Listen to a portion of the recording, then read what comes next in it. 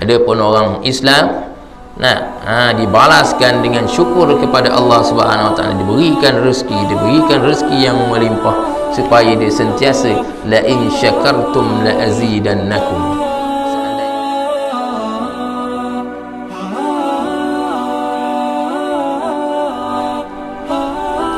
Maka takut olehmu bahawa keluar engkau daripada negeri dunia dan tiada merasa engkau walhal tiada merasa engkau akan manis kasih Tuhannya. Nah, sebab dalam dunia ini ad-dunya mazra'atul akhirah. Dunia ialah tempat cucuk tanam bagi negeri akhirat nanti. Di sinilah martabatnya. Nah, orang yang banyak beramal saleh, nah martabat dia di sana tak sama. Nah, orang yang banyak beramal, nah akan tinggilah dia punya darajatnya di sisi Allah Subhanahu wa taala. Nah, di dalam syurga nanti. Kefarduan sudah tentu. I'tiqad yang jazim, yang kukuh, keyakinan i'tiqad dia penuh, keimanan dia hanya semata-mata kepada Allah dan Rasul, dan melaksanakan segala perintah kewajipan seharian ataupun kewajipan tahunan. Nah, patut melaksanakan segala perkara yang membawa bekalan kepada negeri akhirat. Maka itulah orang yang darajatul ula, orang yang mendapat pangkat-pangkat yang tinggi di sisi Allah Subhanahu wa taala. Maka dapat rugi engkau pada hari kiamat kerana negerinya. Kerana negeri dunia ini tempat perniagaan akhirat. Tempat perniagaan akhirat. Bukan semata-mata dunia semata-mata, tidak. Dia bersangkut paut dengan akhirat. In khairan fa khairun wa in syarran fa syarrun. Seandainya di atas dunia ini dia melakukan kebajikan yang banyak, kebaikan, fa khairun fa jazaa'uhu khairan, maka balasannya dibalas dengan baik juga.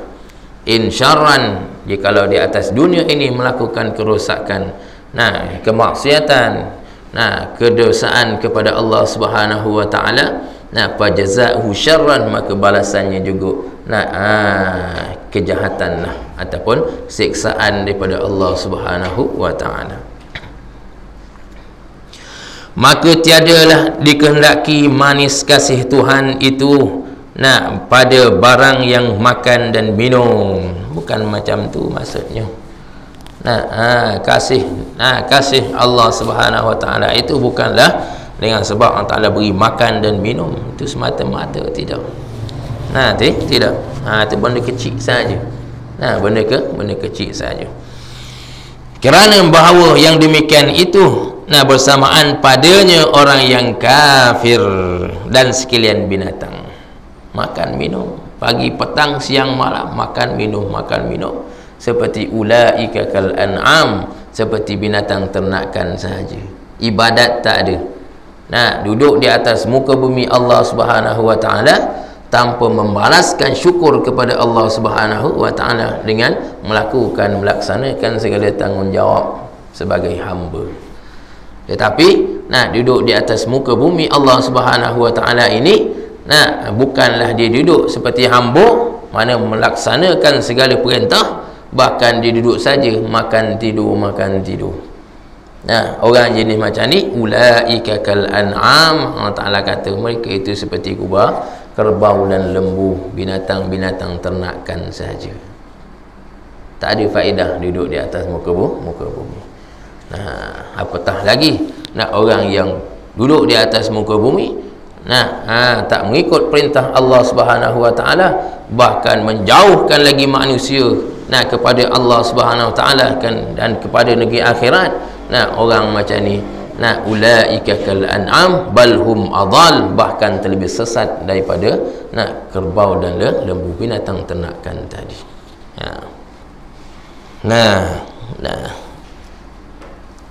Maka tiadalah yang dikehendaki manis kasih Tuhannya itu pada barang yang makan, yang dimakan dan yang diminum. Yang dimakan dan yang diminum saja. Binatang pun makan, orang kafir pun makan, Nah, sama je. Nah, orang Islam pun makan tapi tak ada timbal balik tadi. Nah, tak ada timbal balik. Orang kafir dia beri makan banyak. Nah, makan. Nah, sampai diistidrajkan oleh Allah Subhanahu wa taala. Nah, sehingga mati dalam kekufuran, wal iazubillah. Ada pun orang Islam dibalaskan dengan syukur kepada Allah Subhanahu wa taala, diberikan rezeki yang melimpah supaya dia sentiasa la in syakartum la azidannakum.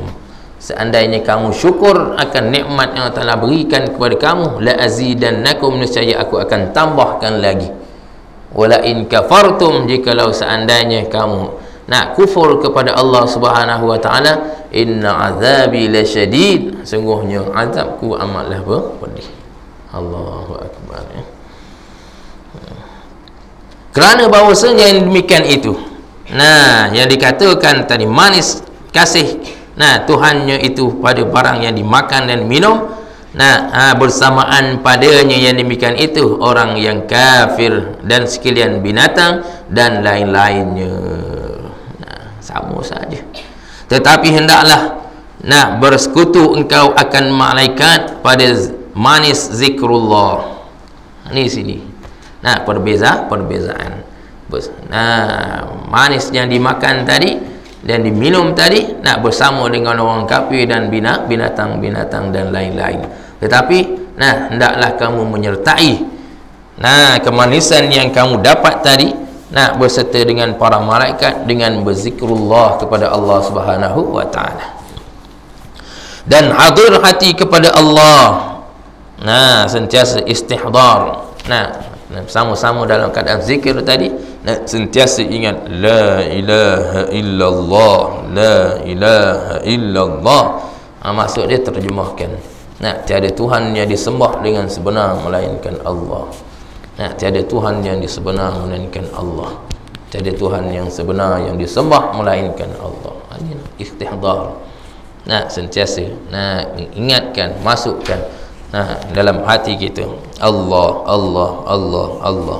Apa sahaja zikir perlu adanya istihdar, maknanya ingat hati itu.